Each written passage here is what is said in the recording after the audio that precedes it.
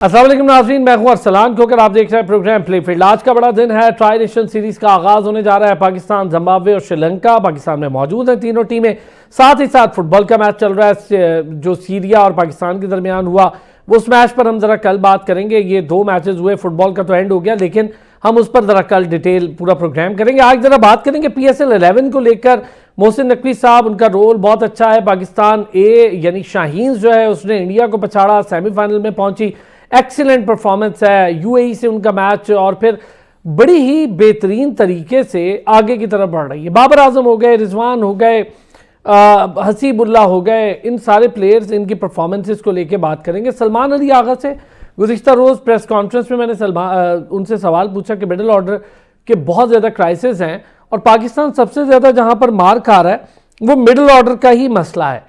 तो उन्होंने इस बात को एक्सेप्ट किया। उन्होंने कहा हाँ, लोअर मिडल ऑर्डर पे हमारे मामला थोड़े बेहतर हो गए क्योंकि नवाज़ और फ़हीम अशरफ दोनों हैं और बेस्ट ऑलराउंडर्स हैं, वो अपनी जगह पूरी कर रहे हैं। लेकिन मेरा ये ख्याल था कि ऑलराउंडर से बेटर कोई एक बेहतरीन बैटर होता तो शायद वो बहरहाल वो आगे बेहतर समझते हैं, कप्तान है पाकिस्तान टीम के, लेकिन उन्होंने इस बात को बेहतर तरीके से एलेबरेट किया। उन्होंने कहा जी T20 में अभी मैं उस तरह के निक में नहीं था, या उन्होंने बड़ी इंपॉर्टेंट बात की, उन्होंने कहा जी मैं माइंड फ्रेम में नहीं था और शायद इस वजह से एशिया कप में मैं उस तरह स्कोर नहीं कर पाया। अभी मेरी परफॉर्मेंसेस बहुत अच्छी चल रही हैं। उन्होंने कहा फॉर्म चल रही है, उनकी फॉर्म लगी हुई है, अभी सेंचुरी भी कर दी है और वनडे बहुत अच्छा गया है सलमान अली आगा का। तो उन्होंने कहा जी अब शायद मैं बेहतर तरीके से खुल के खेल पाऊँ। पाकिस्तान के लिए मास सदाकत जैसे प्लेयर जो यंग स्टार्स हैं हमारे, शाहीन का हिस्सा हैं, जिन्होंने इंडिया को पछाड़ के रख दिया, 2 विकेटें ली, 79 रन किए, 1 साइडेड मैच पाकिस्तान ने इंडिया ए को हराया। बड़ा कमाल का मैच था उन पर।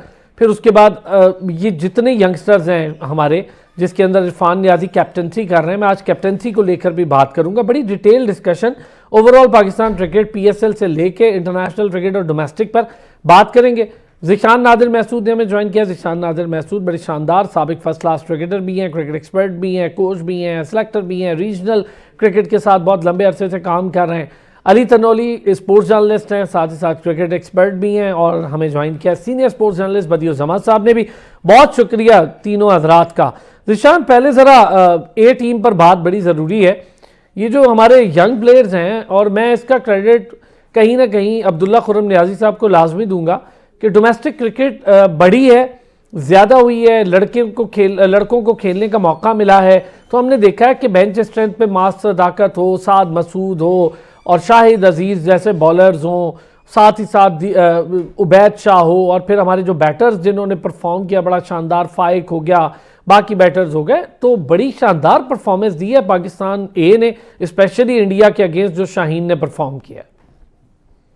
जी शुक्रिया इस्लाम भाई प्रोग्राम में इनवाइट करने के लिए। बिल्कुल देखें, कुछ अर्सा पहले जब लास्ट ईयर जब PSL में हम ये शो कर रहे थे तो उसी वक्त जो है मास सदाकत ने सबको ये बावर करा दिया कि मैं एक टैलेंटेड प्लेयर हूं और हाई क्रिकेट जो है वो खेलने के काबिल हूं। नो डाउट थोड़ा सा चांस जरूर देना चाहिए डोमेस्टिक में कि वो अपना जो है वो स्किल लेवल को और इम्प्रूव करें और साथ ही साथ जो है अपने कॉन्फिडेंस को बिल्डअप करें। मास सदाकत ही नहीं बल्कि मैं यहाँ पे ये बात लाजमी करूं, आपके प्रोग्राम में पहले भी मैंने बताया था कि शामिल हुसैन को भी इस टीम में होना चाहिए था। वो एक बहुत ही अच्छा प्रोस्पेक्ट है, बहुत ही अच्छा प्लेयर है, एक्सप्लोसिव बैट्समैन है। उसके अलावा शाहिद अजीज हो गए, उबैद शाह है, उनके अपने भाई हुनैन जो है वो भी बहुत अच्छे बॉलर है। इनफैक्ट इरफान नियाजी को भी इस T20 स्क्वाड का हिस्सा होना चाहिए था और इसमें अब्बास अफरीदी को भी होना चाहिए था। दो हमारे पास जो है इस वक्त फ़हीम अशरफ बड़ी अच्छी जो है वो बॉलिंग करवा रहे हैं और बैटिंग में भी कहीं ना कहीं वो कर रहे हैं। नवाज भी जो है वो अच्छा जो है वो साथ दे रहे हैं उनका। कल आपका मैंने सवाल बिल्कुल सुना और उस पर थोड़ा सा सलमान आगा को कंफ्यूजन हुई कि मिडिल ऑर्डर में वो अच्छा खेल रहे हैं। मेरे ख्याल से आपका सवाल जो था वो बहुत अच्छा था कि टॉप ऑर्डर में तो कहीं ना कहीं साहिबजादा फरहान और साइम अयूब स्कोर कर लेते हैं, लेकिन वो खुद जो है जिस नंबर पे आ रहे हैं, चौथे नंबर पे, वहां पे उनसे स्कोर नहीं हो रहा। फिर 5वें नंबर पे हमारे पास जो थे हसन नवाज थे, उनको टीम से ड्रॉप कर दिया गया। तो ये और उस्मान खान भी जो है वो खातिर खा परफॉर्मेंस नहीं कर सके, जबकि रिजवान को हमने टीम से बाहर किया हुआ है।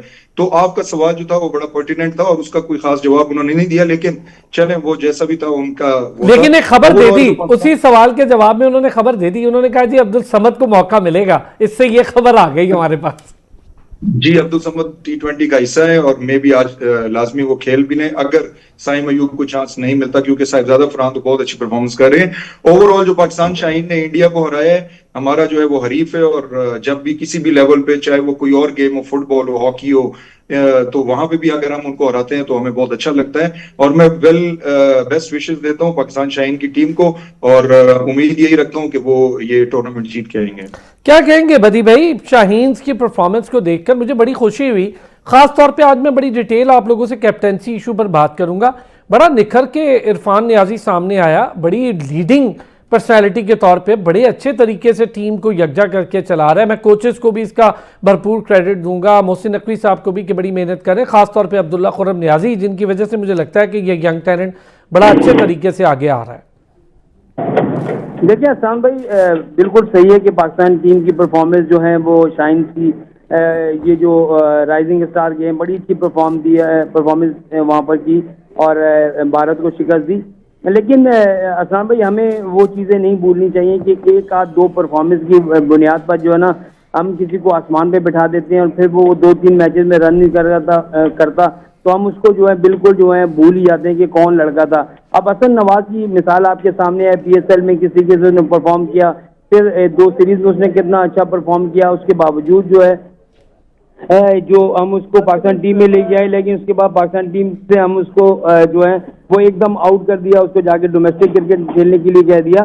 तो ये चीज़ें ऐसी होती हैं जिन पर आपको नजर रखनी होती है कि कौन सा प्लेयर क्या है। हमें अभी जो अब महासदाकत, लेकिन एक चीज है बदी भाई, मैं चाहूंगा इस पर आप जरा डिटेल बात कीजिए, एक छोटा सा ब्रेक लेना है, पर इस पर मैं बात जरूर करूंगा। ठीक है, हम वन ऑफ परफॉर्मेंस की बात नहीं करें, माज डोमेस्टिक में भी बड़ी अच्छी परफॉर्मेंस देता हुआ आ रहा है। मैंने यके बाद दीगरे उनकी परफॉर्मेंसेज देखी है। कैच के ऊपर बड़ी मैं बात करूंगा आज डिटेल, शायद जिन लोगों ने बड़ी बड़े तबसरे किए हैं उन्होंने ICC के रूल्स नहीं पढ़े थे कि जी वो कैच था, आउट क्यों नहीं दिया गया। मतलब वहाँ सारे अंपायर बेवकूफ़ बैठे हुए थे, किसी को पता ही नहीं था ICC को कि वो आउट है या नहीं। इतना बड़ा टूर्नामेंट हो रहा है और जो पूरी इंतज़ामिया उसको नहीं पता था। बड़ी अजीब इंडिया की हरकतें हैं, जब हार जाते हैं तो मानते भी नहीं है, हार ना माने, दुनिया ने देख लिया। एक ब्रेक लेते हैं, वापस आते हैं, इस पे बात कर। एक बार फिर खुश आमदीद कहूँगा। बदी भाई प्लीज कंटिन्यू कीजिएगा, ये जो आप बात सदाकत को लेके बात कर रहे थे। हाँ बिल्कुल, मैं आपसे ये कह रहा हूँ, देखिए माज सदाकत, इसमें कोई शक नहीं है कि यंग लड़का है, अच्छा लड़का है, अच्छा बैटर है, बॉलिंग के साथ भी अच्छी कर रहा है। लेकिन देखिए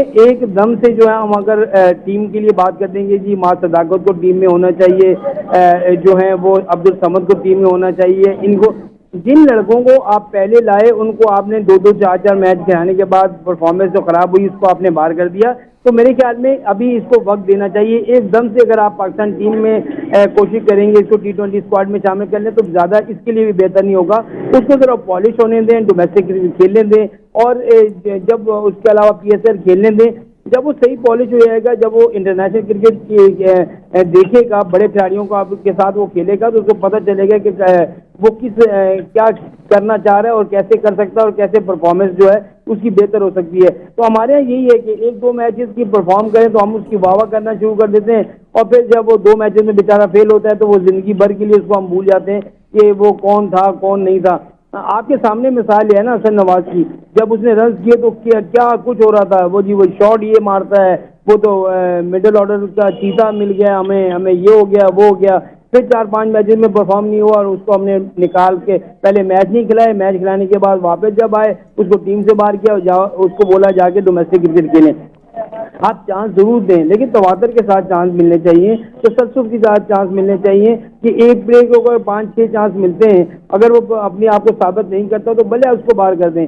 1-2 मैचेस की कारकर्दगी पर आप किसी को जांच भी नहीं सकते। तो मेरे ख्याल में जिस तरीके से दूसरी टीमें करती हैं, चाहे वो ऑस्ट्रेलिया, इंग्लैंड, इंडिया की टीम हो, कि अपने प्लेयर को जो है वो पूरा जो है वो तैयार करती हैं और तैयार करने के बाद टीम मिलाती हैं। अभी उनका एक लेफ्ट हैंडर बल्लेबाज है जिसने अभी 42 गेंदों पे 142 रन किए हैं। अब मुझे बताएं कि सब बातें कर रहे हैं जिसको T20 में आ जाना चाहिए, वनडे में नहीं आ जाना चाहिए, लेकिन वहाँ की उनकी जो मैनेजमेंट है वो नहीं चाहती कि एकदम जो है उसको हम जो है वो लेकर आ जाएं, ताकि वो एक IPL उसको और खिलाएंगे और वहाँ वो देखेंगे कि वो किस तरह की परफॉर्म कर रहा है, फिर वो उनकी T20 में भी आएगा और उनकी वनडे टीम में भी आएगा। तो ये चीज़ें होनी चाहिए। पाकिस्तान टीम की परफॉर्मेंस अभी जो श्रीलंका के खिलाफ थी बेहतरीन परफॉर्मेंस थी, जूमी अफ्रीका के खिलाफ भी आपकी 50-50 परफॉर्मेंस रही है। बाबर आजम का फॉर्म में आना ये ज़्यादा आपके लिए बेहतर है, लेकिन मोहम्मद रिजवान को T20 स्क्वाड में होना चाहिए था, अरफान खान न्याजी को स्क्वाड में होना चाहिए था। फिर अब्बास अफरीदी ने क्या कसूर किया कि उसको आप मुसलसल नज़रअंदाज कर रहे हैं, उसको जो है स्क्वाड में होना चाहिए। ये चीज़ें जो हैं, और मिडिल ऑर्डर की बात हमेशा से इस्लाम भाई आपके शो में हम करते हैं कि हमारे पास मिडिल ऑर्डर नहीं है। जब हमारे ऊपर के 3 प्लेयर आउट हो जाते हैं तो हम क्या करते हैं, विकेट बचाने के चक्कर में अपना रन रेट ही गवा देते हैं और मुश्किल से हम 130-140 तक पहुंचते हैं। और ये कभी 50 बॉलें डॉट हो जाती हैं, कभी 60 बॉलें डॉट हो जाती हैं। तो ये चीज़ नहीं होनी है, रुकना नहीं चाहिए। हमारे पास मिडिल ऑर्डर ऐसे ये सिंगल डबल ही आप करें तो आपके रन जो हैं 170-80 रन तक हो सकते हैं, लेकिन आपको सिखाएगा कौन, आपको बताएगा कौन। अभी आप जीत का जश्न तो मना रहे हैं, खुशियां तो मना रहे हैं, सब कुछ कर रहे हैं, लेकिन ये अभी आप अपने होम ग्राउंड में खेल रहे हैं। होम ग्राउंड में आपकी परफॉर्मेंस इस तरह की है, अगर आप जब अवे जाके खेलेंगे, आप दूसरे मुल्कों में जाके खेलेंगे, फिर आपकी परफॉर्मेंस का पता चलेगा कि वाकई जो है आपकी टीम की परफॉर्मेंस जो है उसी लेवल की है। देखिए इंटरनेशनल क्रिकेटर होता है, उसके लिए एक्सक्यूज कोई नहीं है, चाहे वो पाकिस्तान में परफॉर्म करे, ऑस्ट्रेलिया, इंग्लैंड, जहां भी जाए, उसको कंडीशन, हम लोग रोना रोते कंडीशन ऐसी थी तो फलाना ऐसा था तो फलाना, या बाहर के मुल्कों के खिलाड़ियों को जो है कंडीशन का क्यों नहीं असर होता, वो क्यों यहाँ के सेंचुरी में आ जाते हैं। अच्छा, वैसे हम अकेले नहीं है बदी भाई, कंडीशन को इंडिया बहुत रोता है। साउथ अफ्रीका से हारा है, रो रो के बुरा हाल कर दिया, पिच पे डाल दिया, ग्राउंड पे डाल दिया, क्यूरेटर पे डाल दिया। ये नहीं कहा कि हमारी टीम नहीं खेल पाई उनके आगे, वो भी वहीं खेल रहे थे। पिच वाला मामला, कंडीशंस की मसाइल, ये हमारे साथ जुड़े हैं। अली तनवीर साहब, इस वक्त सिचुएशन ये हुई कि हमने एक तो सीरीज जीती 3-0 से, और बहुत बड़ी बात है क्लीन स्वीप किया, एक लंबे अरसे के बाद इसकी बड़ी खुशी हुई। इस पर तो हम जाएंगे, पहले मैं जरा शाहीन ए जिसकी परफॉर्मेंस बहुत अच्छी रही और सेमीफाइनल का टिकट कटवाया। ये कोई ऐसा नहीं है कि हम कहें कि वन ऑफ परफॉर्मेंस है, वो यके बाद दीगरे मैच जीत रहे थे, पहला भी जीते, दूसरा भी जीते, और बड़ा अच्छे तरीके से इंडिया को जो हराया ना, उसकी खुशी भी थोड़ी अलग होती है। और वन साइडेड हराया, कमांड के साथ हराया, कैप्टेंसी नजर आई, लड़कों में जोश नजर आया, लड़ने की सकत नजर आई। जी बिल्कुल, आपने ठीक बात की है। मसला ये है कि माइंड सेट की गेम होती है। हमारी टीम आपने देखा होगा वर्ल्ड कप में जब भी उनके खिलाफ खेलती है, जो जूनियर वर्ल्ड कप होते हैं, अंडर-19 वर्ल्ड कप होते हैं, राइजिंग स्टार होते हैं, तो उसमें हम हमेशा परफॉर्म करते आपको नजर आएंगे। उसकी वजह यह है कि उसमें हम प्रेशर नहीं लेते, हमारी जो टेक्निक्स हैं उस पर हम खेल रहे होते हैं, बेसिक्स पे रहते हैं, और कोई प्रेशर नहीं लेके ना, जब आप प्रेशर नहीं लेते, एक बड़े गेम की प्रेशर जब आप अपने ऊपर नहीं लेंगे तो आप बेहतर परफॉर्म करेंगे। उस दिन आपने देखा जो मास सदाकत जैसे खेल रहे थे, कहीं से नहीं लग रहा था कि यार कि वो कोई बंदा वो प्रेशर ले रहा है, हर बंदा अपनी गेम खेल रहा था। जो बॉलिंग थी वो हमारी बेहतरीन थी। आपने देखा एक टाइम पे जब शुरू में यूं लग रहा था कि यार के रन बहुत ज्यादा हो जाएंगे, फिर उनकी 2 विकेट्स गिरी, उसके बाद हमने एकदम से उनको पकड़ लिया। तो यही है कि जब आप बेसिक्स पे रह के अपनी टीम को एक गेम प्लान पे रख के खेलेंगे तो वो आप बेहतर खेलेंगे। दूसरी तरफ अगर हम बात करें तो हम इंडिया के साथ जो हम हारते हैं उसकी वजह हम हमेशा प्रेशर को सामने रखें तो उस पर होता है। जब आप प्रेशर नहीं लेंगे, चीजों को बेहतर चीजों से तरीके से टैकल करेंगे, अपने स्ट्रॉन्ग पॉइंट्स पे जाके खेलेंगे तो आप हमेशा बेहतर परफॉर्म करेंगे। अगर हम रिसेंट पास्ट में बात करें तो हम इंडिया से हारने की वजह क्या है कि हमने अपना गेम प्लान या जो हमारी जो बैटिंग ऑर्डर है वो सेट नहीं होता, मिडिल ऑर्डर हमारा परफॉर्म नहीं करता। बॉलिंग में हमारे पास हारिस रऊफ जैसे हीरे होते हैं जो हमें मैच बचा के नहीं देते। और अगर हम स्टेट्स उठा के देखें तो हमारा जो पावर प्ले में रन देने का रेट है वो सबसे ज्यादा है। उसके अलावा अगर डेथ ओवर्स की बात करें तो वहां भी हमारा रन देने का स्टेट वो सबसे ज्यादा है। तो आप देखें जहां पे मैच बनता है बिगड़ता है वहां हम सबसे ज्यादा रन दे रहे हैं। और दूसरी तरफ अगर बात करें, आपने अभी सीरीज की बात की कि हमने सीरीज अच्छी खेली, वहां हारिस रऊफ बात करते हैं कि जी हम कोई रोबोट तो नहीं है। तो अगर आप बात करते हैं कि हम अपनी परफॉर्मेंस दें तो आप हमसे गिला करते हैं और आप कहते हैं कि हम हर वक्त परफॉर्मेंस दें। भाई हम आप पे तनकीद या परफॉर्मेंस की बात इसलिए करते हैं कि आपने हमें बड़े मैच हरवाए हैं। अगर हम फिंगर टिप्स पे अगर आपको गिनाएं तो 5-6 मैचेस ऐसे हैं जो हम जहां पे इवेंट जीतने की पोजीशन में थे, हमारे इन हीरो ने आके डेथ ओवर्स में हमें मैच हरवाए हैं। अगर आप ये बात करेंगे कि जो हमने श्रीलंका से जीती ये कोई नंबर 1 टीम नहीं है, या ऑस्ट्रेलिया, इंग्लैंड, इंडिया से हम मैच जीत के इस बात पे हम ये इतराएं कि भाई हमने बड़ा कोई तीर मार लिया, अच्छी बात है। इससे आप नहीं, अली इस पे एक कमेंट आप जरूर करें। ठीक है, आपकी बात से मैं एग्री हूं कि बड़ी टीम नहीं है, लेकिन हम तो बांग्लादेश से भी हारे हैं ना, हम तो जीत ही नहीं रहे 3 मैच एक साथ। तो अभी तो हमारी परफॉर्मेंस ऐसी थी कि हम डरे हुए थे, और 3 मैच एक साथ जीतना ये एक अच्छी खबर थी। सर वो आपकी बात ठीक है, मसला ये है कि हमने अपना मेयार बहुत नीचे ले गए हैं। जब हम बांग्लादेश से हारेंगे तो हम श्रीलंका से जीत के हम सेलिब्रेट ही करेंगे, ये आपकी बात ठीक है। मसला ये है कि आप अपनी क्रिकेट को खुद नीचे लेके गए। अभी जब आपने बात की इंडिया की, अब वहां पे तनकीद हो रही है कि क्यूरेटर्स पे डाला जा रहा है, जबकि वहां सौरव गंगोली ने बात की कि आप क्यूरेटर या ये इस पिच पे ये इल्जाम नहीं डाल सकते। जब ये क्यूरेटर या पिच बनती है तो कोच से और टीम से पूछ के बनाई जाती है, जो वहां के स्ट्रॉन्ग पॉइंट्स होते हैं उस पर रख के बनाई जाती है। जो होम सीरीज है वो बिल्कुल ऐसे होती है कि जो आपके स्ट्रॉन्ग पॉइंट्स हैं उस पे पिच बनाई जाती है। ऐसे नहीं होता कि क्यूरेटर उठ के आके अपनी मर्जी से पिच बना दे। उसकी मिसाल है, जिस वजह से हमने यहाँ आके जावेद जैसे हीरे को उठा के ले जाया, वो किस बात पे था कि यार पिच ड्राई कर दो, वो स्लो पिच बना दो, हम वहां पे स्पिन कर देंगे। आपने इंग्लैंड को हराया, हमने उठा के उस हीरे को अभी तक अपनी टीम में लाए, कोच बना दिया, हाई परफॉर्मेंस सेंटर का हेड बना दिया, जिन्होंने हमें कुछ भी नहीं करके दिया। और हम अरसलान भाई, हम हमेशा से ये बात करते हैं, जब आप अपना स्ट्रॉन्ग पॉइंट स्पिन को बनाएंगे तो आपकी क्रिकेट नीचे जाएगी। आप देखें इंडिया इतने अरसे से बेहतर परफॉर्म कर रहा था, उन्होंने पिछले कुछ अरसे में अपने होम सीरीज में स्लो पिचेस और स्पिन पिचेस बनाना शुरू किए, जिसकी वजह से वो उसी चीज में, उसी ट्रैप में फंस जाते हैं। जब आप देखें यही पाकिस्तान में होता रहा है कि पाकिस्तान में जब हम स्पिन पिचेस बनाते हैं, हम खुद स्पिन को नहीं खेल सकते। इंडिया के पास भी जब ऐसे होता था, जब शुरू में उनके पास ड्रेविड जैसे प्लेयर थे, लक्ष्मण जैसे प्लेयर थे, इवन सचिन तेंदुलकर जैसे प्लेयर थे, तो वो स्पिन को बहुत अच्छा खेल लेते थे। तो आपके पास जब अच्छे स्पिनर हैं तो आपके पास अच्छे बैटर्स भी ऐसे होने चाहिए जो स्पिन को खेल सकें, फिर आप स्ट्रॉन्ग पॉइंट्स पे जाके दूसरे को हरा सकते हैं। तो यही मसला है कि हमें अपनी बेसिक्स, या वही जैसे अभी सर बात भी कर रहे थे कि हमें सिर्फ होम सीरीज को सामने नहीं रखना चाहिए, हमें यह भी सामने रखना चाहिए कि भाई हमने अवे भी जाके खेलना है। अवे कोई आपको अपनी मर्जी की पिच बना के नहीं देगा। जैसे अब यहाँ पे हमने स्ट्रॉन्ग पॉइंट्स बना के खेले, तो वो लोग भी जब अवे जाएंगे तो आप उनको उनके स्ट्रॉन्ग पॉइंट्स पे खेलेंगे। जब आप बाहर जाएंगे, ऑस्ट्रेलिया, इंग्लैंड जाएंगे, तो आपको बाउंसी विकेट्स मिलेंगी, फास्ट विकेट्स मिलेंगी।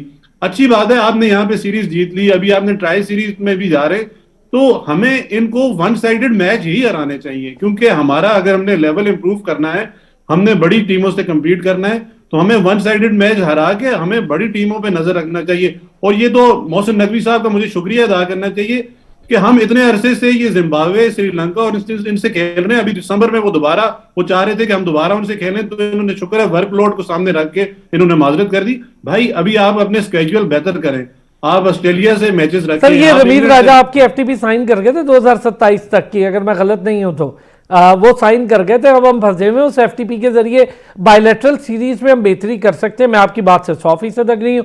आप बायलैटरल सीरीज में अपने ताल्लुकात का इस्तेमाल करके New Zealand, Australia, England, south Africa, इनको एक आधे 2-3 विजिट्स करवा सकते हैं। एक बार साल में एक बार विजिट आप कर लें, एक बार आप वहाँ चले जाएं, तो होम अवे विजिट्स हो सकते हैं। ये चीज़ें हो सकती हैं। ज़ीशान, ये जो अभी अली तनोली बात कर रहे हैं, मैं इसी पर यंग राइजिंग की बात करूँ कब की, पाकिस्तान में जो प्लेयर्स खेल रहे हैं शाहीन में इस टाइम, जो प्रेजेंट लॉट है, एक विकेट कीपर को छोड़ के, क्योंकि उनकी कोई एवरेज ही नहीं है, 9 की एवरेज है, कीपर वो ओके हैं, उनको छोड़कर बाकी प्लेयर्स अपनी जगह भी जस्टिफाई कर रहे हैं। बड़ा अच्छा कॉम्बिनेशन है। कैप्टेंसी आप जरा नोटिस करें इरफान नियाजी की।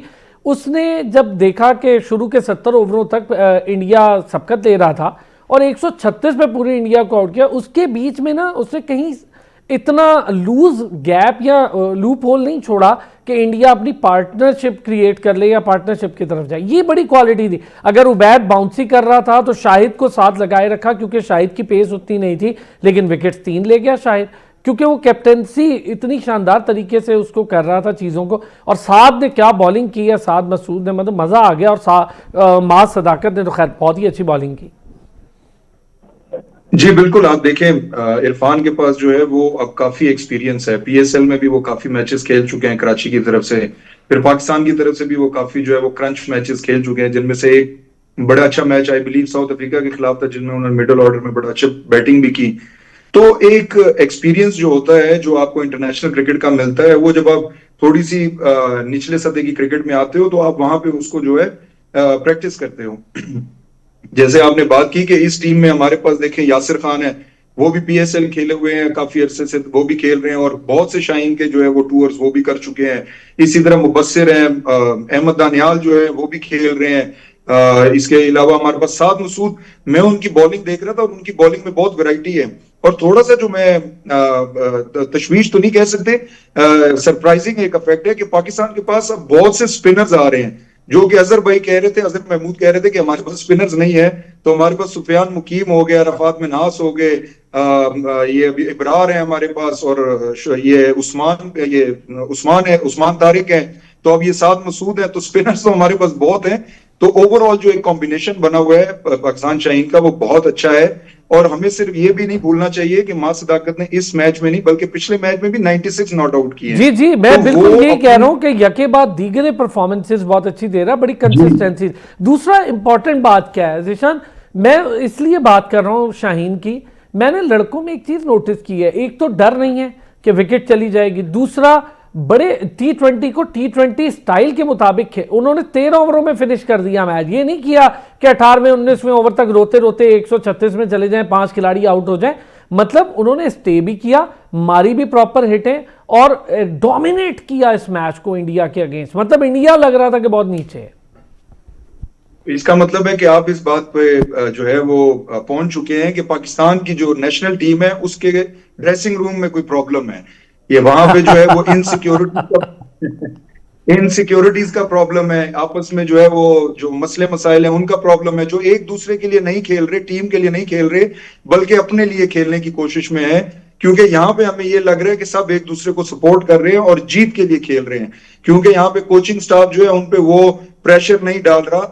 ऑब्वियसली इजाज अहमद जूनियर है, उमैद आसिफ है, इनको भी अपना आप जस्टिफाई करना है, लेकिन मेरे ख्याल से ओवरऑल जो टीम का माहौल बना हुआ है वो जीत के लिए बना हुआ है कि हम सब जो है वो मिल के परफॉर्म करें और पाकिस्तान को जिताएं। जबकि हमारी नेशनल टीम में थोड़ा सा अभी माहौल मेरे ख्याल से बेहतर होता जा रहा है, लेकिन ओवरऑल जो हमने पीछे 1-1.5 साल से देखा कि कप्तानी की जो दौड़ लगी हुई थी उसका प्रॉब्लम चल रहा था। हमें चाहिए कि हम अपने इंडिविजुअल जो मसले हैं उनको साइड पे रख के सिर्फ और सिर्फ पाकिस्तान टीम को आगे रखना चाहिए और उसी के लिए खेलना चाहिए और जीत के लिए खेलना चाहिए। कैप्टेंसी को लेकर बहुत जरूरी होगा। मैं बदी भाई, ये जो कैप्टेंसी डिसीजन होते हैं, आप तो खुद भी खेले हुए हैं क्रिकेट और आप लोग सारे हजरात इसको कवर भी कर रहे हैं अरसा दराज से, मुझे इरफान नियाजी में स्पार्क नजर आया है। अच्छी बात है, हमने उसको इससे पहले इस रोल में ट्राई उस तरह देखा ही नहीं है। अब हम देख रहे हैं कि बड़ा टूर्नामेंट है और अच्छी बात यह है कि हर बार कैप्टन भी ट्राई कर रहे हैं शाहीन के लिए और पाकिस्तान ए के लिए, ये अच्छी बात। इरफान नियाजी की कैप्टनसी में मुझे बड़ी अच्छी ग्रूमिंग नजर आई है। आप आज का मैच ले लें, यूएई का पहला मैच ले लें, इंडिया के खिलाफ मैच ले लें, मतलब एक मैच की बात नहीं कर रहा, तीनों में डिसीजंस, बॉलिंग कैसे इस्तेमाल करनी है, खुद बैटर है और बॉलिंग कैसे इस्तेमाल करनी है, उसने बैटिंग ऑर्डर को नहीं छेड़ा। माज नीचे खेल रहा था, अगर वो ओपन पे स्कोर कर रहा है तो उसको ओपन करा रहे हैं। यार इरफान भाई, आप तो मुझे लग रहा है कि एक मैच क्या जीते, आपने जो है पाकिस्तान टीम को मेरे ख्याल में 6 वर्ल्ड कप जितवा दिए। एक बात बताएं बदी भाई, एक बात बताएं बदी भाई, एक बात तो बता दें, पिछले 3 सालों में आपने भारत से कौन सा मैच जीत लिया जो करीब जाकर मैं आ रहा था। सबसे बड़ी बात वो है ना कि आप ये बात भी तो कर रहे हैं ना सलान भाई कि एक जीत पर आप शादियाना बजाना शुरू ना कर दिया करें। आप गलतियों को देखें, आप खामियों को देखें, फलाने ने तो कमाल कर दिया, फलाने ने तो डमाल कर दिया, फलाने ने तो ढोल बजा दिया। अरे भाई सामने टीमें भी तो देखें क्या हो रहा है। आपने अगर इंडिया को हरा दिया और बड़े ऐसा लग रहा है कि आपने पूरी दुनिया फतह कर ली। ये भी एक मैच हुआ है भाई, अभी आगे आपकी पूरा मैच आना है, फिर आपका फाइनल में उनसे मुकाबला होना है, वो भी आपने देखना है। फिर नेशनल टीम की जो बात आप कर रहे हैं ना, कि अभी तनोली भाई ने बहुत जबरदस्त बात की कि हम जो है ना सीखते ही नहीं है। हमें अभी हम श्रीलंका के खिलाफ जीत कर कह रहे हैं जी कि हम बहुत बेहतर हैं क्योंकि हम बांग्लादेश से आ रहे थे। हम जो हैं वो जिम्बाब्वे से जीत कर कहेंगे हमने तो ट्राई नेशन सीरीज जीत लिया। श्रीलंका के तो 2-3 प्लेयर भी चले गए, उनके बदले दूसरे आ गए, उनके भी वो प्लेयर वो पूरे नहीं हैं जो उनके प्लेयर होने चाहिए। असल मसला ये है कि हमें जब तक बड़ी टीमों के साथ, बड़े खिलाड़ियों के साथ नहीं खेलेंगे, वहां के टीमों को बुला के नहीं खेलेंगे, वहां जाकर नहीं खेलेंगे, तो हमारी कारकर्दगी बदी भाई ये काम देखिए, मैं जो आपसे बात कर रहा हूँ ना वो सिंपली ये है कि आप जहां पर एक स्पॉट ऑक्यूपाई करते हैं ना वाइस कैप्टन की, मेरा कहने का मतलब ये था कि आप वाइस कैप्टन की एक स्पॉट जो है उसको ऑक्यूपाई कर लेते हैं शादाब के लिए मुसलसल, तो भाई बेहतर नहीं है कि किसी बंदे में कोई स्पार्क है तो कम से कम उसको वाइस कैप्टन ही लगा दो टीम के साथ, उसकी कैप्टनसी स्किल्स ही ग्रूम हो जाएंगी, कुछ सीख ही लेगा वो। ना बनाओ कप्तान, वाइस कैप्टन 2 साल 1.5 साल रखो, जब आपको जरूरत पड़ेगी तो आप बना। फिर सलमान अली आगा को लगाते हैं तो आप सारे कहना शुरू हो जाते हैं यार इसको तो कप्तानी अलग बात है, इसकी जगह ही नहीं बनती। ये इस चीज पे मैं चाह रहा था कि हम जरूर बात करें। एक ब्रेक लेता हूं, वापस आता हूं, यही सवाल आपसे दोबारा करूंगा। पे खुश आमदीद कहेंगे जी बदी भाई, बहुत डांट लिया आपने मुझे, मैं सिर्फ कैप्टनसी की बात कर रहा था। मैं चाह रहा हूं कि आप जरा इस चीज पे लाजमी फोकस करें। हम सारे बैठे हैं बात कर रहे हैं, हम जिसको वाइस कैप्टन बनाते हैं या जिसको कप्तान बनाते हैं उसकी जगह नहीं बनती। जो लड़के परफॉर्म करके आ रहे हैं डोमेस्टिक में, और फिर आप देख रहे हैं कि आप खुद भी कह रहे हैं कि उनकी T20 में भी जगह बनती है, तो कोई ऐसी इनसिक्योर पोजीशन नहीं है ये वाइस कैप्टन। ये तो एक ऐसा होता है कि आपने सिखाने के लिए रखा हुआ है। तो क्यों शादाब जिसकी जगह ही नहीं बन रही, अब नवाज इतना अच्छा परफॉर्म कर रहा है तो आप शादाब को कहाँ फिट इन करेंगे, फहीम अशरफ इतना अच्छा परफॉर्म कर रहा है कहाँ फिट इन करेंगे। लेकिन आपको एक बैटर फिट इन करना आसान है, आपकी मिडिल ऑर्डर के मसाइल वहीं मौजूद है। इरफान नियाजी बहुत अच्छा प्रॉस्पेक्ट है, बाकी मास भी चौथे नंबर पे भी खेलता है, वो पूरे डोमेस्टिक भी खेलता हुआ है, आप उसको भी वहां पर ट्राई कर सकते हैं। हमने एक स्ट्रिक्ट फॉर्मूला रख लिया कि इसी के साथ चिपके रहना है। मेरा ये कहने का मतलब है कि एक अच्छा प्रॉस्पेक्ट नजर आ रहा है तो क्यों नहीं हम इस पे कोशिश करते कि उसको भी मौका देके देख लें भाई वाइस कैप्टन के लिए। देखिए, जो आप शादाब की बात कर रहे हैं ना, तो शादाब की बात इसलिए कर रहे हैं कि वहाँ का हेड कोच पाकिस्तान टीम का कौन है, वो है माइक हैसन। माइक हैसन चाहता है कि शादाब आ जाए क्योंकि शादाब का जो उसकी फ्रेंचाइज है उसके साथ भी वो मुंसलिक है। तो ये एक चीजें होती हैं कि कोई भी अपने खिलाड़ी को मिस नहीं करता। और जहाँ तक आपने नायब कप्तान की बात की, देखिए नायब कप्तान आपका हर सीरीज में हर वक्त होना चाहिए। T20 में भी जो कप्तान है उसके साथ नायब कप्तान होना चाहिए, वनडे में भी होना चाहिए और टेस्ट में भी होना चाहिए। इस वजह से कि उसको फिर पता चलता है कि अगर कप्तान सही कोई फैसले नहीं करे तो नायब कप्तान देख रहा होता है और उसको वो सीखने का मौका मिलता है। बड़ी टीमों के साथ जब आप खेल रहे होते हैं तो आपको सीखने का मौका मिलता है। हमारे वाले तो कप्तान का सर हमें तो वनडे में अचानक पता चला कि तबीयत ठीक नहीं थी शाहीन की, तो सलमान अली आगा होंगे शायद वाइस कैप्टन। मुझे ये बताएं ना, अगर नायब कप्तान होता वनडे क्रिकेट का तो वो नायब कप्तान ही कप्तानी कर रहा होता। यार क्या कसूर किया है मोहम्मद रिजवान ने, उसको चलो कप्तान ना नायब कप्तान ही बना दें यार। नायब कप्तान क्या नाम सलमान ने जरूरी करनी थी, जो बाबर आजम जो है वो इतने मैचेस खेला वो उसको साथ उसको नायब कप्तानी करा देते यार। अब तो वैसे ही सीरीज जीत रहे हैं क्योंकि हम श्रीलंका से जो खेल रहे हैं, इसके बाद जिम्बाब्वे से जो खेल रहे हैं, यहाँ तो सीरीज हारनी ही नहीं थी। कोई भी कप्तान होता, यहाँ सलमान अली आगा भी रन करेगा, यहाँ पर जिसको बोलेंगे वो रन करेगा, जिम्बाब्वे के खिलाफ हर कोई रन करेगा। भाई असल मसला ये है कि जहाँ आपको जरूरत होती है वहां कोई रन नहीं करता। सरफराज के साथ अगर आप नायब कप्तान रखते तो आपको अभी कप्तान की जरूरत नहीं होती। बाबर के साथ अब नायब कप्तान रखते आपको कप्तानी की जरूरत नहीं होती। शाहीन के साथ अभी भी आपके पास मौका है कि आप इसके साथ नायब कप्तान रखें। शान जो कप्तानी कर रहा है अगर वो करता है, क्योंकि अब तो दूसरा ओहदा मिल गया है, तो टेस्ट मैच के साथ भी एक नायब कप्तान होना चाहिए। ये हर टीम के साथ होता है, लेकिन हमारे यहाँ जो है बिल्कुल कुछ समझ नहीं आती। इसी बात पे आप मुझे डांट रहे थे थोड़ी देर पहले, यही तो पूछ रहा था मैं आपसे। तो ये मैं आपसे, आप तारीफों में तारीफें करे जा रहे हैं। तारीफ यार देखिए मैं बदी भाई, मैं इसलिए तारीफ कर रहा हूँ, मैं सुने बदी भाई मेरी भी सुने ना, मैं इसलिए कह रहा हूँ देखिए एक लंबे अरसे के बाद आपको किसी भी फॉर्मेट, मतलब आप जूनियर लें सीनियर लेवल लें, शायद आपको इंडिया के अगेंस्ट जीत की बहुत ज्यादा जरूरत है। हमें कॉन्फिडेंस नहीं मिल रहा था दिखने को।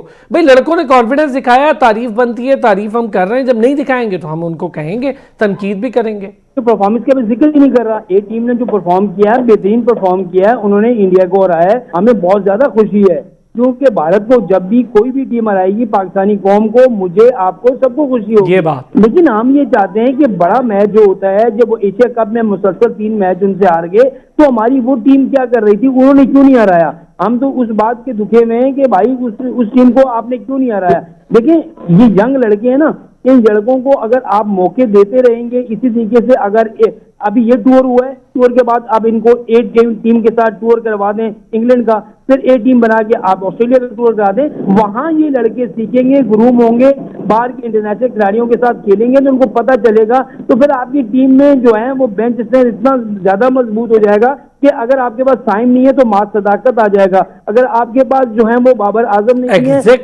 कोई दूसरा आ जाएगा। अब आए आप उस पॉइंट पे कि आपके पास बेंच स्ट्रेंथ नहीं है। हमें बेंच स्ट्रेंथ के लिए ये लड़के नजर आ रहे हैं। मैं सिर्फ इसलिए बहुत ज्यादा खुश हूं कि लड़कों ने परफॉर्म किया। बेंच स्ट्रेंथ कम से कम मुझे बेहतर नजर आ रही है। ये जो जाली जाली ऑलराउंडर्स के नाम पे खेल गए ना, मैं नाम नहीं लूंगा, बहुत सारे लोग ज़ीशान साहब, तो बेहतर है कि उन जाली ऑलराउंडर्स की जगह की बजाय आप ये असली ऑलराउंडर्स को मौका दें। मैं नो डाउट, मैं देखें सलमान ने जो बात की मैं उससे इस हद तक अग्री हूं कि नवाज और फहीम बहुत अच्छा परफॉर्म कर रहे हैं, लेकिन आप कभी खुशदिल डाल देते हैं, कभी किसी को हुसैन तलत को ऑलराउंडर कह के डाल देते हैं, कभी आप किसी को ऑलराउंडर कह के हमें डाल देते हैं। भाई उनसे बेहतर है जो लोग परफॉर्म कर रहे हैं उनको बतौर ऑलराउंडर, जो प्योर ऑलराउंडर्स हैं वो खेलें, और एक स्पेशलिस्ट बैटर की हमें ज़रूरत है। मैं बार बार कह रहा हूँ मिडिल ऑर्डर में प्रॉब्लम है, अगर नहीं है तो आप मुझे बता दें।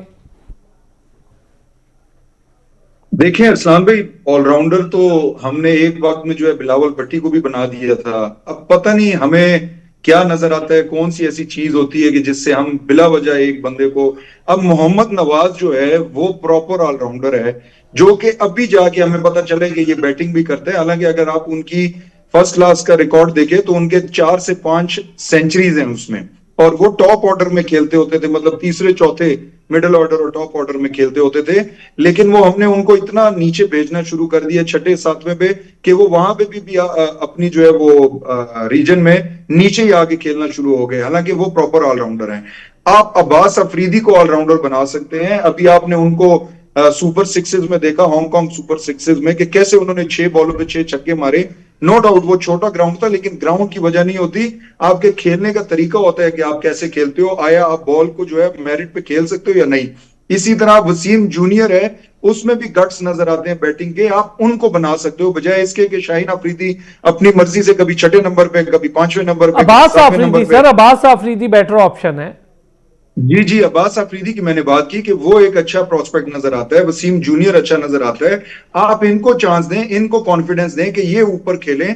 फहीम अशरफ है, वो बहुत अच्छी बैटिंग करता है। तो जो प्रॉपर ऑलराउंडर बन सकते हैं आप उनको बनाए, बजाय उनको कि जिनका कोई ऐसा सेंस नहीं है और उनको आप जो है बिला वजह सिर्फ टीम में रखने के लिए कभी बैटिंग करवा देते हैं, कभी बॉलिंग करवा देते हैं, उनको ऑलराउंडर बनाते हैं। तो ये एक चीज है। दूसरा, बदी भाई जिस बात के बारे में इशारा कर रहे हैं कि एक मैच, वो ठीक कह रहे हैं कि हमें एक मैच से जो है वो इतनी ज्यादा एक्सपेक्टेशन नहीं करनी चाहिए। लेकिन ओवरऑल हमारा कहने का जो शायद मकसद है वो ये है कि हमारे जो निचले सतह पे जो छोटी टीम्स हैं वो बड़े अरसे से जो है वो खेल नहीं रही थी। अभी जब वो खेलना शुरू हुई है तो उसमें बहुत अच्छी परफॉर्मेंसेज आ रही हैं। यही कह रहा हूं क्रिकेटर्स ज़ीशान, आ मैं रहे जो हैं। कह रहा हूं ये कह रहा हूं, ऐसे खेलते हैं भाई क्रिकेट, इस तरह खेलते जी, जी, जी। हैं। बस ये मेरा जी, कहने जी। का मतलब है। भाई आप क्यों डरते हैं खेलते हुए? ऐसी परफॉर्मेंस देना, वो अपने लेवल पे दे रहे हैं तो बड़ी खुल के दे रहे हैं। आप अपने लेवल पे, आपका मुकाबला इंडियन मेजर टीम से होगा तो आप उस लेवल पे देंगे ना परफॉर्मेंस।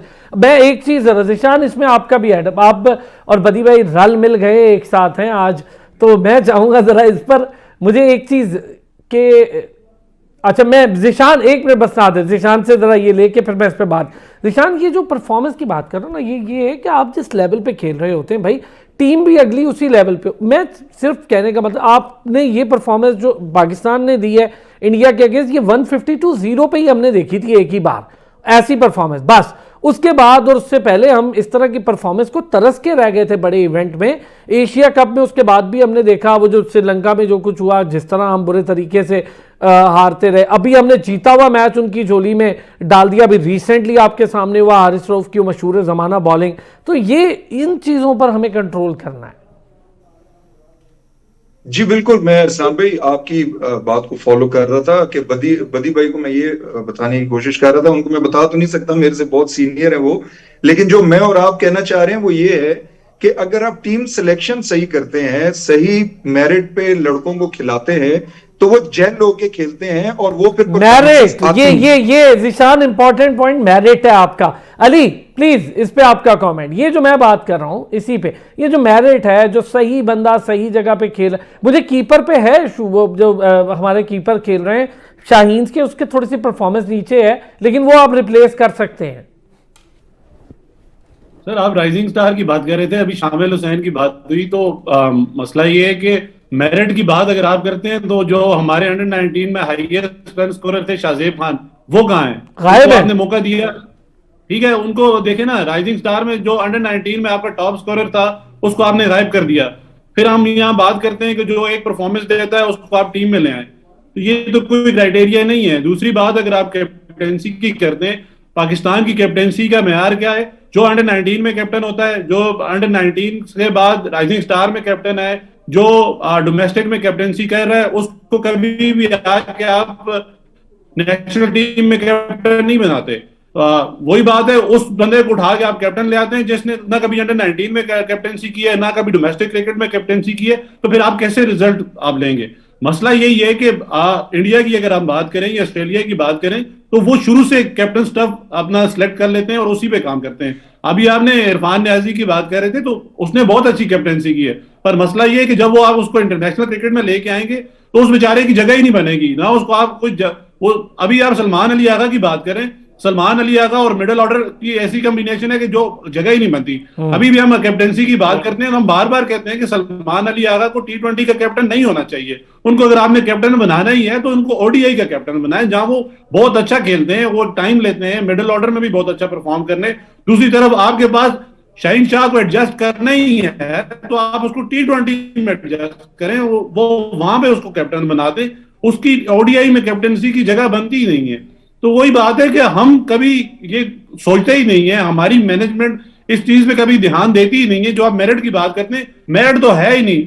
अब भी शादाब खान को खिलाना है, ले आए, हसन नवाज को उठा के बाहर कर दिया, पता नहीं किस क्राइटेरिया पे बाहर किया, उस बेचारे को उसका नंबर ही सेट नहीं किया, पहले 1 पे लेके आए, फिर तीसरे पे लेके आए, चौथे पे लेके आए, फिर छठे पे, और छठे से उठा के कहा कि आप भाई आप बाहर चले जाएं क्योंकि माइक हैसन ने अपने लाडले को खिलाना है।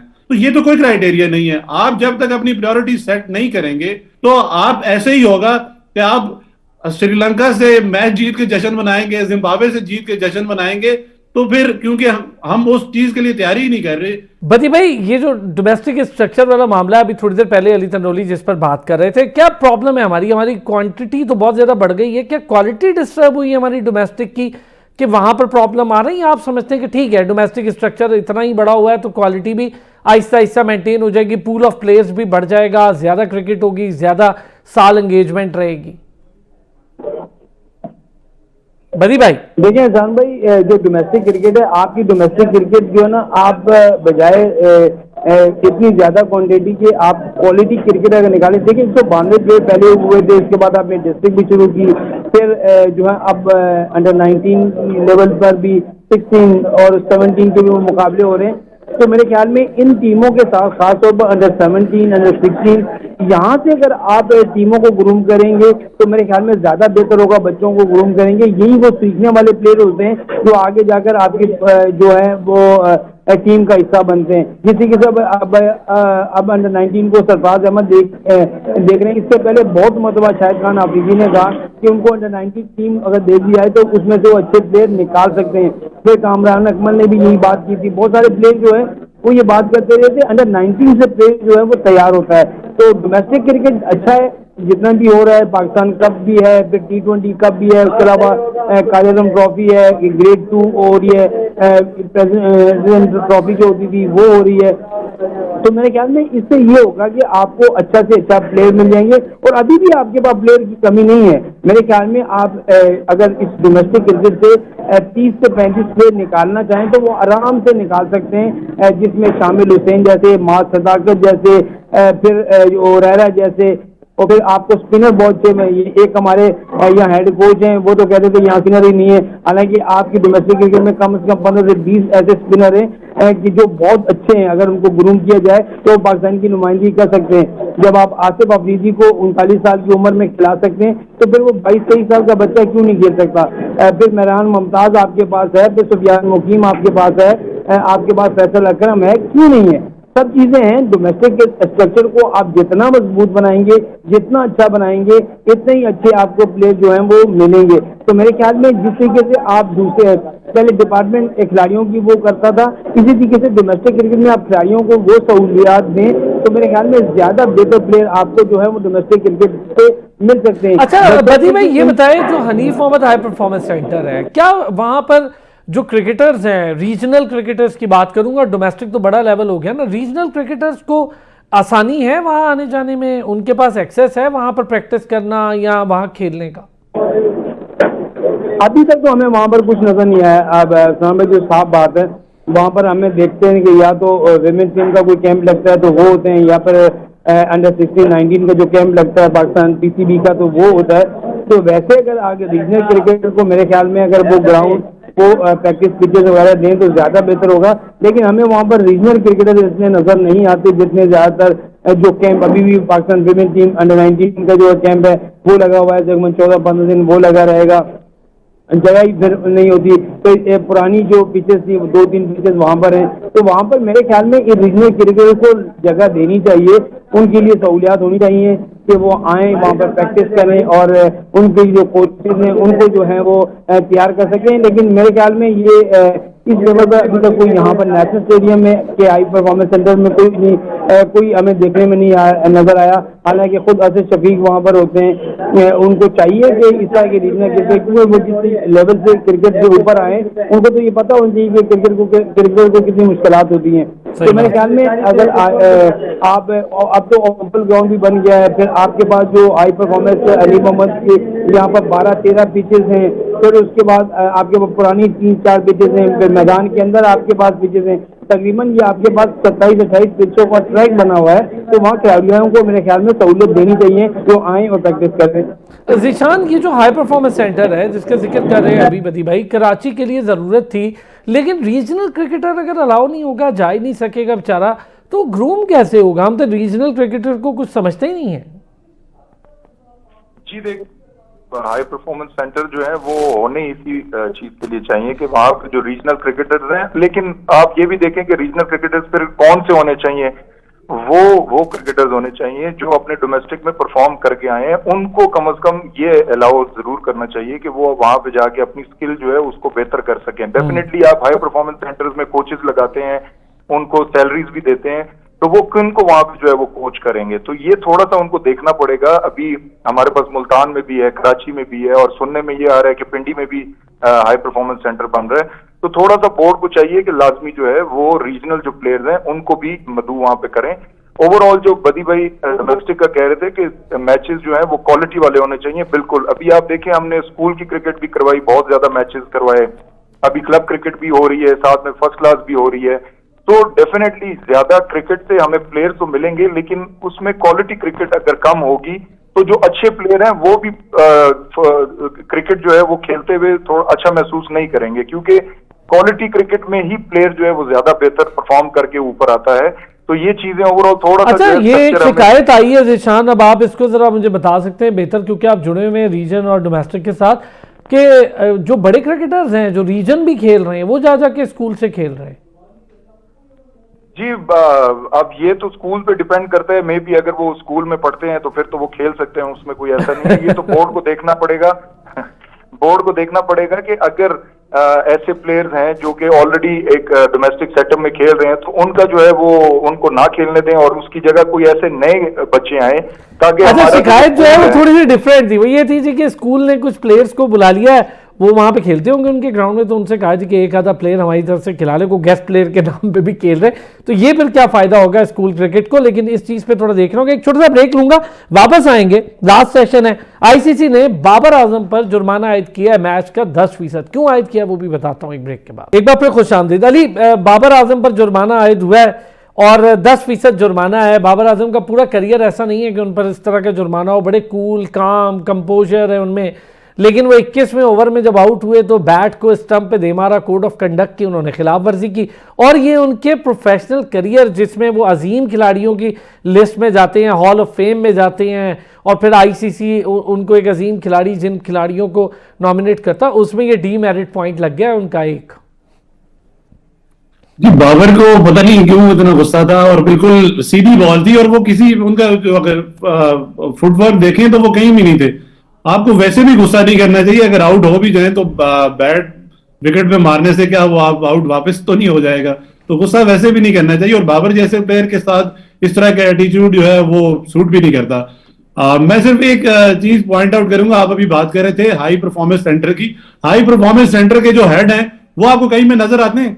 नहीं, उनको आपने लगाया, उनको जिस वजह से लगाया नहीं दिखते जी। कई लोगों ने मुझे खुद बताया क्रिकेटर्स ने कि असद शफीक ही वहां नहीं नजर आते कराची में, तो आकिब जावेद तो बहुत बड़ी चीज है ना। नहीं, वही बात है ना, इनिशिएटिव तो हेड्स लेते हैं ना, वो जो गेम प्लान है, जो पूरा एक प्लान है वो हेड बना के देता है, वो नीचे एग्जीक्यूट होता है। उसके अलावा अगर बात भी करे थे, हम यहाँ इस्लामाबाद में होते हैं अरसलान भाई, यहाँ पे कितने प्लेयर्स को यहाँ पे ग्राउंड अवेलेबल है, कितने प्लेयर्स को यहाँ पे एकेडमीज अवेलेबल है। यहाँ सिफारिश पे तो आप वहां पे एक मैच खेलते हैं, यहाँ पे जो चेयरमैन सीडी हैं वो उन्होंने पूरे ग्राउंड पे कब्जा किया हुआ है, और जो अकेडमीज है उन पे कब्जा किया हुआ है। पहले उन्होंने अकेडमीज आउटसोर्स की, लोगों ने उन पे काम किया, लोगों ने वो अकेडमीज बनाई, फिर उन्होंने उस पे कब्जा कर लिया। किस वजह से कब्जा किया कि भाई वो वहां से पैसा आना शुरू हो गया था। भाई आप जब तक लोगों को एक्सेस नहीं देंगे ग्राउंड्स पे तो वो कैसे ग्रूम होंगे। फिर दूसरा डोमेस्टिक स्ट्रक्चर की आप बात करते हैं, डोमेस्टिक स्ट्रक्चर में अभी तक प्रायोरिटीज डिफाइन नहीं हुई। आप देखिए सारी दुनिया ने अपनी T20 टीम्स अलग कर ली हैं, ODI टीम्स अलग कर ली हैं, टेस्ट टीम्स अलग कर ली हैं। अभी तक हमारा जो टेस्ट है, जो प्लेयर्स टेस्ट है, वो अभी तक नहीं खत्म हो रहा।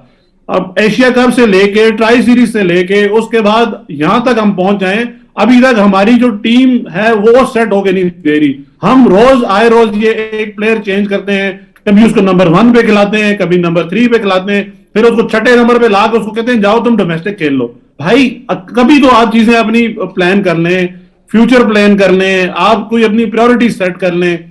अभी जो आप गिला यही है ना कि जीत ऐसे नहीं, जीत को हम कैसे सेलिब्रेट करेंगे। जीत तब सेलिब्रेट होगी जब कंसिस्टेंट जीत रहेगी। मामला इसी तरह रहेगा कि हम बड़ी टीमों से भी जीतेंगे, प्रायोरिटी सेट हो जाएंगी, प्लेयर्स अपनी जगह पे खेल रहे होंगे, उनके रोल डिफाइन हो जाएंगे, तो हम कहेंगे जी हमारी टीम स्टेबल हो गई है। हम बात करते हैं ऑस्ट्रेलिया, इंग्लैंड, इंडिया, उनके आप अभी देखें स्क्वाड अभी से सेट हैं, T20 के स्क्वाड सेट हैं, ए टीम फाइन है। मैं आपकी बात से अग्री हूं कि हमारे यहाँ सिर्फ प्रायोरिटीज का बहुत ज्यादा मसला है। अजीशान अग्री करेंगे अली के इस पॉइंट से। दूसरा बाबर आजम पे थोड़ी सी बात करूंगा।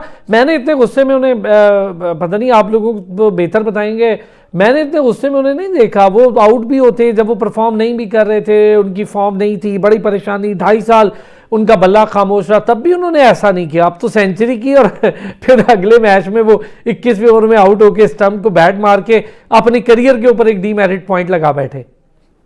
देखिए थोड़ी सी फ्रस्ट्रेशन होती है बैटर को लाजमी कि अगर पिछली इनिंग्स में उन्होंने 100 किया और वो खुद अपनी एक ऐसी गलती से आउट हो जाएं कि जो कि वो गलती नहीं करते अमूमन, तो ऐसे फ्रस्ट्रेशन हो जाती है। लेकिन ऑब्वियसली जो प्रोफेशनल प्लेयर्स होते हैं वो थोड़ा सा देखते हैं कि यार हमें अपना जो है वो इस तरह की वो नहीं करनी चाहिए हरकत, तो वो हो गया उनसे। थोड़ा सा जो है इग्नोर भी कर देना चाहिए, बड़े प्लेयर हैं और पहली दफा उन्होंने किया है।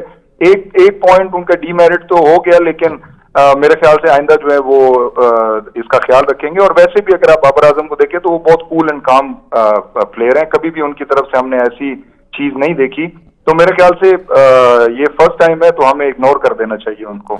अच्छा, ये एक चीज इसमें निशान ये होती है ना, जब आप इतने बड़े लेवल के प्लेयर होते हैं ना और ऐसा कुछ करते हैं, तो आपके जो बैक में बैठे जूनियर्स होते हैं ना, वो चीज़ें बड़ी नोट कर रहे होते हैं। वो इसको स्टाइल समझ, हम खुद क्रिकेट खेलते थे ना, तो जब सीनियर कुछ ऐसा करता था हमें लगता था इसको ये आज़ादी है, ये स्टाइल है इसका।